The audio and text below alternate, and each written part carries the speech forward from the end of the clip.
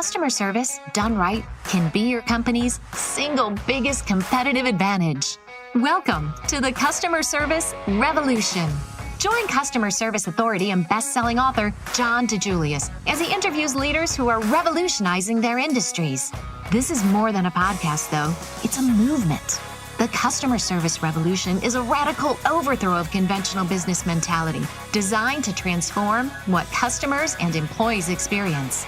If you're a revolutionary customer service leader who's ready to stop competing on price and obsessed with building a brand that people cannot live without, this podcast is for you. Welcome to the Customer Service Revolution podcast with John DeJulius. This week's episode is from a webinar by John on how nothing ruins a company's customer experience faster than rapid growth. Explosive growth. It's the one thing every CEO and entrepreneur wants, works for, and dreams about. However, if your company isn't ready, it can be the worst thing for your organization. Remember the adage, be careful what you wish for. It has put many successful companies out of business. Rarely does a company go through rapid growth without having their customer and employee experience suffer significantly from compromised hiring, fast-tracking new employee training, employee turnover increasing dramatically, customer satisfaction and customer retention dropping significantly, having systems not buttoned up and scalable, and a clashing of cultures. Let's hear how to fix it. Here's John DeJulius. Hello, revolutionaries. So let's start. Nothing ruins a company's customer experience faster than rapid growth. I hate that quote because it's so true. Explosive growth is the one thing every CEO and leader, entrepreneur wants, works for, dreams about. However, if your company isn't ready for it, it can be the worst thing for your organization. Remember the old adage, be careful of what you wish for. It has put many successful companies out of business. Rarely does a company go through rapid growth without having their customer and employee experience suffer significantly. I've personally gone through it, the growing pains in all my businesses. Back when we started our business, our first business 30 years ago, and we were obsessed with hiring. The candidate had to match our values. If they didn't have that service DNA, we would interview 15 to 20 people for every one person we hired. And we held every employee to the highest standard of the customer experience they delivered. Fast forward 5-10 years later when our business was exploding and we needed a lot of employees quickly to help handle the demand. And we started compromising on who we were hiring, not to mention making excuses on who we were keeping. And all this led to a rapid decay of our internal culture and decline in our customer experience. I have found out, anytime you compromise your culture for sales, you end up losing the sales in the long term as a result. So back in 2007, Starbucks learned this lesson the hard way, and they were forced to reinvent themselves. Then Starbucks CEO Howard Schultz said, we were growing the company with such speed and aggression that we lost sight of the customer experience. And then Schultz sent the infamous and brutally honest memo to his executive team titled The Commoditization of the Starbucks Experience, which actually leaked out to the public. So I'll show you some of my favorite excerpts from this memo. Over the past 10 years, in order to achieve the growth, development, and scale necessary to grow from less than 1,000 stores to 13,000 stores and beyond, we've had to make a series of decisions that in retrospect have led to the watering down of the Starbucks experience and what some might call the commoditization of the brand. I love his brutal honesty. One of the results, and Howard Schultz continues, one of the results has been the stores that no longer have the soul of the past and reflect a chain of the stores versus the warm feeling of a neighborhood store. Some people even call our stores sterile, cookie cutter, and no longer a reflection of the passion our partners feel about our coffee. And then the final one here is we desperately need to look into the mirror and realize it's time to get back to the core and make the changes necessary to evoke the heritage, the tradition, and the passion that we all have for the true Starbucks experience. So if you Google the commoditization of the Starbucks experience, you can read the whole memo, but those are some of the brutal honesty highlights. So as a result, Starbucks had to close thousands of stores and lay off a significant number of employees, which they call partners. It took Starbucks several years. However, they did in fact reinvent themselves and weathered the storm, but it wasn't easy. So how does a business achieve its number one goal of rapid growth without ending fatally or at least extremely painfully? Let's not forget, growth for a business is a great thing. It means a business is doing something right. It means more employees are hired, more customers are being served, employees have more career opportunities, leaders and shareholders are benefiting. So it can be a great thing. So let's jump into it. The 6 reasons why your customer experience, any business customer experience plummets. Number 1, compromise hiring. Number 2, fast tracking new employee training. Number 3, employee turnover increases dramatically. Number 4, customer satisfaction and customer retention drops significantly. Number 5, your systems are not buttoned up and scalable. And number 6, a clash of cultures. So I'm going to get into each one in this webinar and talk about how to avoid it or fix it if you're already there. So number 1, compromise hiring. Right. And I really opened with this. Imagine your company's growing, expanding, needs more employees, a lot more, maybe hundreds more. How picky can you be when you need 400 new employees within the next few months? Locations must be open. Demand for your products and services exploding, right? So the pressure is on to get people hired. This is when most companies start compromising on who they hire. One day you wake up with a bunch of renters and squatters who could care less about the company's vision, mission, values, cultures, and legacy.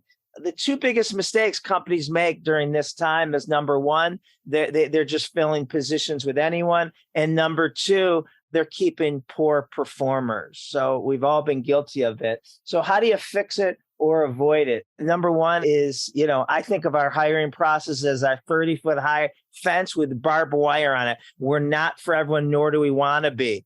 Everyone you hire contributes to your culture one way or another. So we still got to be stringent about who we hire and who we keep. Hopefully we can be more proactive and not hire someone when we need them yesterday.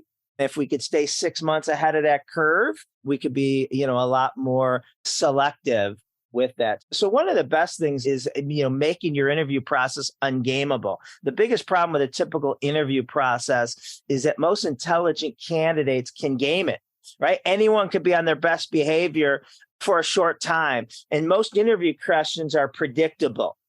The key is to finding out what a person's true identity is, how they act when they don't know what they're being judged on. The companies that have the best hiring have the best screening process. They're ungameable. So I'll give you some quick examples. And also I'll make sure that Lindsay, I wrote a white paper on this topic, the 6 reasons why your customer experience plummets, which goes into a lot more detail. So we've learned this from the best companies we've worked with.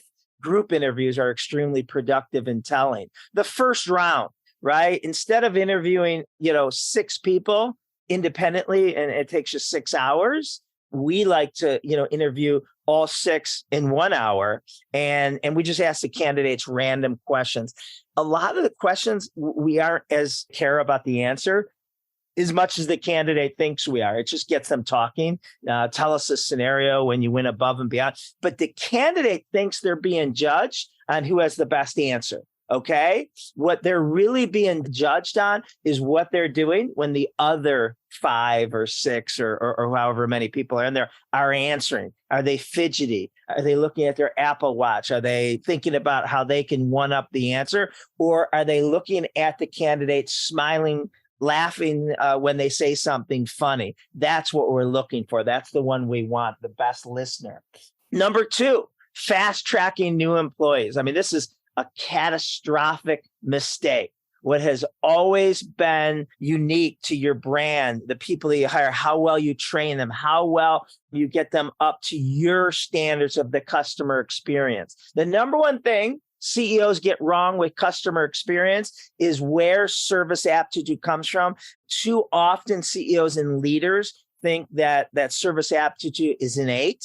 It's common sense, and it's just not. I mean, there's three places service aptitude, all our service aptitude gets shaped in our lives, including your existing generation employees and your future generation employees. First one is previous life experiences, right? So not too many people, most of us didn't grow up staying at 5-star resorts, flying first class, and driving a Mercedes-Benz when we turned 16. Yet, all our jobs, when we entered the workforce, whether it was in high school, college, or after college, we were expected to give that type of experience. And to our tenants, clients, guests, patients, whatever we may call our customer, whatever that organization called their customer, it's not realistic. The second place service aptitude comes from is previous work experiences. Unless we have a direct pipeline to former Disney, Ritz-Carlton, and Chick-fil-A employees, which none of us do, that means that our employees work somewhere else that probably wasn't world-class. And so they were trained or not trained, or they were brainwashed not to trust the customer, not to let the customer take advantage of them. So then you hire them, I hire them because they interview great, they're nice, but they're treating our platinum VIP guest client like they're trying to get away with something. So these first two things, we can't control. A leader can't control these first two things. The only thing a leader can control is the third place, and it's what we do with them after we hire them. So it's really important that we have a proper training, and then we certify them on the soft skill, not just the operational skills. Okay. Most companies that all their training is operational technical processes, and very little, if any, soft skill training,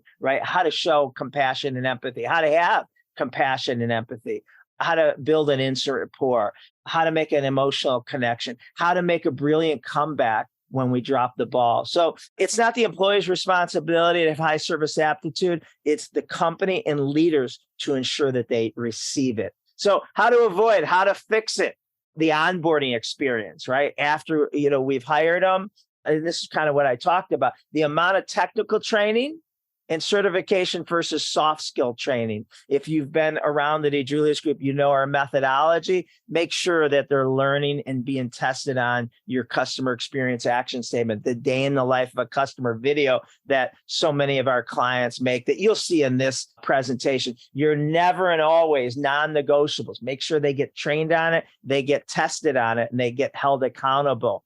Your customer experience cycle, that's the things that should happen at every touch point you come in contact with a customer, which is, what to avoid, what are the non-negotiable standards, and what are the above and beyond opportunities. And then, the service recovery protocols when we do drop the ball, when something goes wrong. And then another really great piece of this is the employee service aptitude test. The employee service aptitude test is, could be 25 to 50 questions of scenarios that you give employees. And the best companies, they don't give this as a pre-hire tool. Okay. They give it as after a training tool, and they may give it before you go through training and then after to see how the training has worked.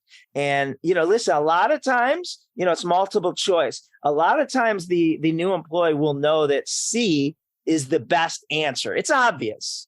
And they'll select C and they'll get C, that question right. But it's a learning opportunity because they never would have known to do C in the moment tomorrow. But then there are some questions where they don't pick the best answer.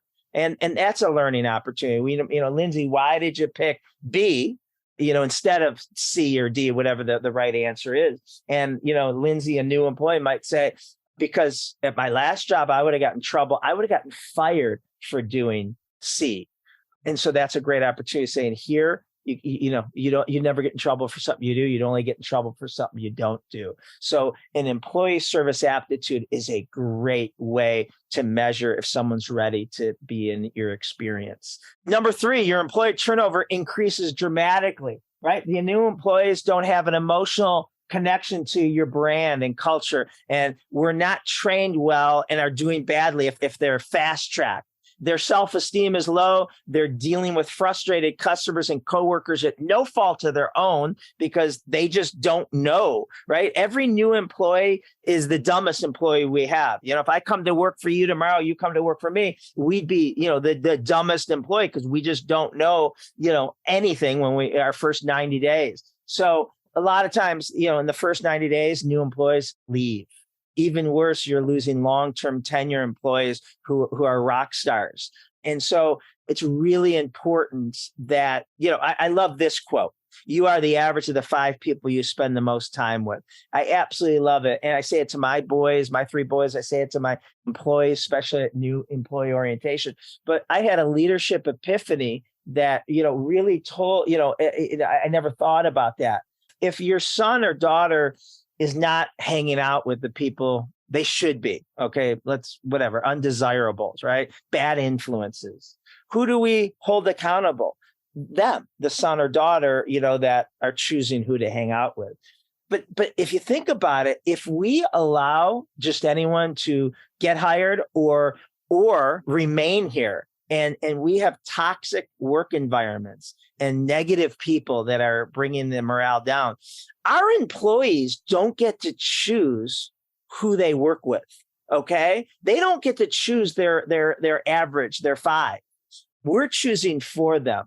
And so if we have a rock star, one of 2 things going to happen if we're surrounding them with C players. The rock star hates working with C players. They get the hell out of there. Worse is if they don't, right? They give us the benefit of the doubt. They'll become the average of the 5. And then we might be complaining about what happened to Lindsay. She used to be a rock star and now she's not. Well, so, that really, I lost some sleep over that when I started realizing that we control the average of the 5 employees our employees are surrounded with. So how to fix that, right? Build a moat around your top talent. Be on a mission to catch people doing something right. 63% of employees who say they're recognized regularly said they would not consider looking for a new job, right? Systematize your leaders catching people doing something right. When I was involved in the salons, my leaders used to send me a spreadsheet quarterly of their direct reports and the last time they caught their team members doing something right? So there was pressure on seeing it and genuinely catching people doing something right. I'm sure you're familiar with Ford. Ford stands for Family, Occupation, Recreation, and Dreams. And, all our clients use it, as a tool to build a rapport with customers so it's not as transactional and they listen or they collect this information. Are they married? Do they have kids? How old are their kids? What do they do for a living? What do they like to do with their free time and dreams, right? Well, this is a great leadership test. When we do leadership workshops ahead of time, we'll have the leaders in the workshop, their direct reports on a sheet of paper, and we'll hand that out as part of an exercise and have each leader fill out their direct reports forward. And it's an eye opener, right? I mean, how well do you know the Ford of the employees that you work with every day that you're responsible for? And occupation, that doesn't count because they work for you. So the O needs to be, do you know what your employee wants to be doing in 5 years from now, right? And that could be with the company. It might not be, and that's okay.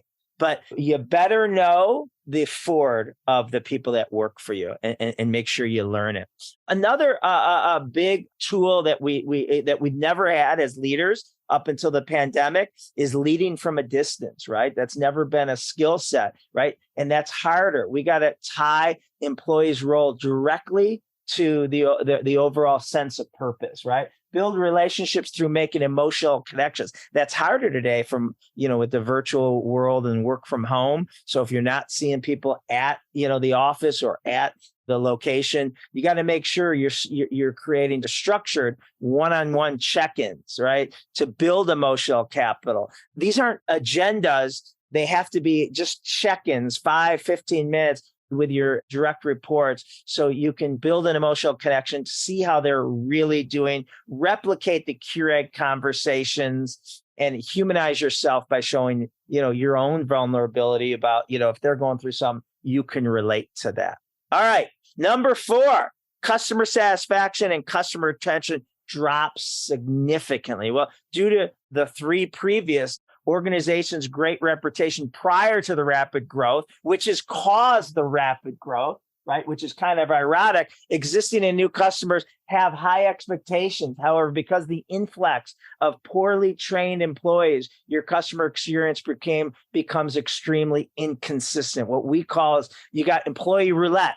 Worse than ever, when the level of your customer experience is determined by which employee a customer gets, that's employee roulette, right? VIP customers no longer feel like a VIP. There's a lack of empathy for when customers are inconvenienced and it's not made right. The company's customer experience turns into a liability instead of your strongest competitive advantage. So how do you fix it? Well, first, do you know who your ideal customer is? I always like to say when people ask me, I want a Tesla driving, Lululemon wearing, Peloton riding, Starbucks drinking, Apple using customer. Well, do we know what attracts them, that turns them on, that makes them become a loyal customers? These types of customers. These types of customers care less about price and more about finding an emotional affirmation, a compelling experience that makes them feel better about themselves, which creates an emotional connection to the brand, which makes price irrelevant. Love that, right? Making price irrelevant doesn't mean you can charge any price and still keep customers or get customers. Here's what making price irrelevant means. Based on the experience your brand consistently delivers, your customers have no idea what your competition charges. So think about that. Right? Based on what the experience your brand consistently delivers. That goes back to employee roulette. Every touch point, who I get when I call support or the call center or checked in or my accountant, my consultant, my hairdresser, whatever it is, everyone gives me an unbelievable experience. And now I'm not price checking you, right? So I love to tell this story. 20 some years ago, John Roberts Spa, my first business that we started 30 years ago, one of our competitors put this sign in their window, that was like 4 or 5 doors down from one of our salons, right? We do $10 haircuts and our staff freaked out. And, our prices are we do $100 haircuts, right? So our staff, thought they were going to run us out of business and we had to offer discounts and price match. And I said, no, we don't play those games. Let's focus on the experience. Let's make that be brilliant at the basics and raise the level of experience. And we put this sign in our window that said, we fix $10 haircuts. So we choose not to compete in price wars. We compete in experience wars because there's a lot less competition and they don't know how to do it as well as we do. So, ask yourself, are your customers a coupon away, an incentive away, a discount away from leaving you? It's really important. Every one of your customer facing employees are getting asked how much they charge for something. And then, today, and not by every customer, but they're getting this regularly. And then they say, well, I can get it somewhere else for less. And it's what your employees say next, which is critical, right? And so we got to make sure we articulate that response, not shrink and say, all right, well, I'll give you 10% off or I'll throw in free shipping no, that's shrinking. We have to be able to articulate why we charge a premium price. Right. So they walk away saying, I can't afford to go elsewhere. Right. Because the cheaper you go, in a lot of cases, the more it's going to cost you. So we have to make sure, we train our staff on how we want that answered. And the best thing, right, for your employees is a day in the life of a customer, creating a short video of what's going on in the customer's life. So we have more empathy and compassion. All our clients create a day in the life of their client, in the B2B world, B2C, manufacturing, whatever it is. All right. So a day in the life of your customer helps bring more compassion and empathy to each employee. It's a great training tool. Not only show it at orientation, but show it constantly. It just makes us realize not to transactionalize who we're dealing with, be present and understand that our expertise plays a major role in our customers and clients' day. What separates world-class customer service companies from everyone else?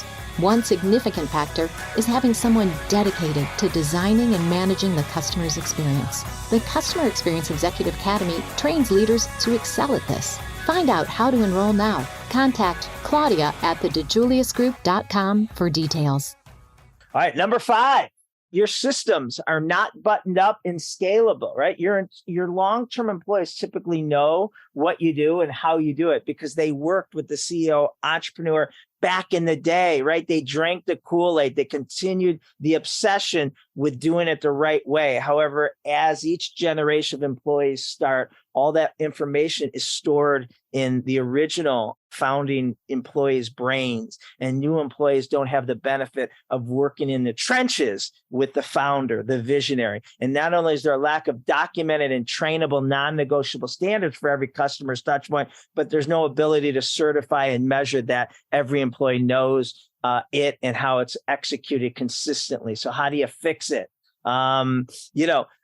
Hopefully you've created a customer experience cycle and what that looks like. And we're going to use our restaurant here because it's the easiest, most universal experience that we all know of. It's looking at every touch point, right? So a restaurant, you call up and make reservations. You walk in and get greeted by the hostess. She seats you. Then you have the server come and greet you and order, and then the meal presentation, and then the table visit stands for like a manager stopping by, seeing if you're happy, and then you deliver the check and the goodbye. So just looking at an experience like that, all our customers, and you can do this to all our clients, break each one of those stages down and what could go wrong. What is our industry known for of doing wrong at this stage that we don't want to be guilty of?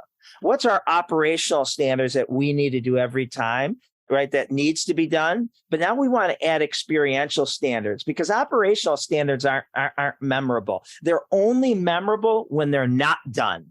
But, if the order is correct, if you come in for 7:00 reservations and you check in and the restaurant has you, that's not memorable. You expected that. The only time that's memorable is when you check in for the 7:00 reservations and they don't have you, or they have you tomorrow night. That's when an operational standard is unmemorable. It's critically important, but it's not memorable. That's why we want to add the experiential standards, something that we asked you on the phone if you were celebrating anything, and you said, yes, our anniversary, a promotion. And that's when we add that. And then the last part is the above and beyond opportunity. So that's what the workshop does, is breaks it into 4. But when it's done after the workshop, after we've baked the experience, we combine the 2 middle one, the operational and the experiential, just becomes non-negotiable standards. Employees who are getting trained don't need to understand if it's operational or experiential. They just need to understand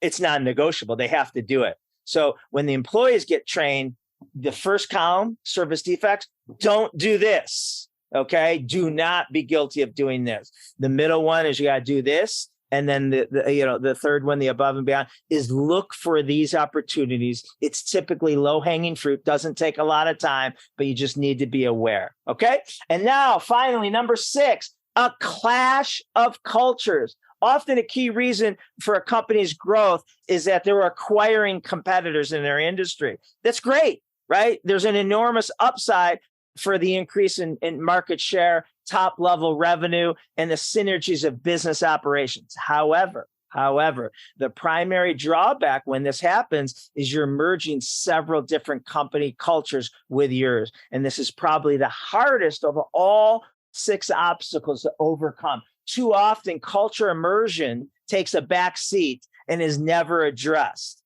Typically, a parent company acquire other companies, just skip the first 5, which is why you plummet. So how do you fix this, right? You got to make sure there's an onboarding experience for the new company, even though they've been doing, their jobs for, years, they still have to be an onboarding to your culture, values, and all that. So, put them through orientation or reorientation. There's so many great, just making sure they understand where your brand came from, the parent company, why you opened, what wrong were you writing when you started your business 10, 15, 30 years ago, and how you're different, and what the mission and the purpose and the core values really mean. And doing all that through a new employee orientation. And again, technically they may not be new employees, but they're new employees to the culture. So they have to be baptized into your way. And there's just different great best practices of putting them through orientation with existing employees that have been with the company for a while, so they can help share and storytell and become, kind of a big brother in getting them acclimated. Sound bites to explain their new job. That really may be for a new employee, but also making sure we're touching base every 15, 30, 60, and 90 days with new employees and new employees that we've acquired. It's really, really important to do this. There's so many things can get lost here. And if if you're just acquiring companies and letting them operate as is, now, all of a sudden, especially if you're rebranding them, your brand, that's where it goes from employee roulette to location roulette, right? And, I've always, been a fan, but I went to this location and I really don't care if it's, an acquired location or it came from organic growth. All I know is it's not what I'm used to. All right. So that wraps it up. Trust me, every business we work with wants to have explosive growth and bust out at the seams. I just don't want them to do it at their peril. When done correctly and prepared for growth is everything we hope it to be. As leaders, you cannot succumb to the growth trap. You can't compromise your hire training and the customer experience that's disrupted your industry and ignited your growth originally. Thanks for listening to the Customer Service Revolution podcast with John DeJulius. Did you enjoy this episode? Consider leaving us a review. We value your feedback and love to hear how you're using the podcast in your organization. To hear more, be sure to subscribe now on iTunes, Spotify, or wherever you listen to podcasts. Thanks for being part of the Customer Service Revolution.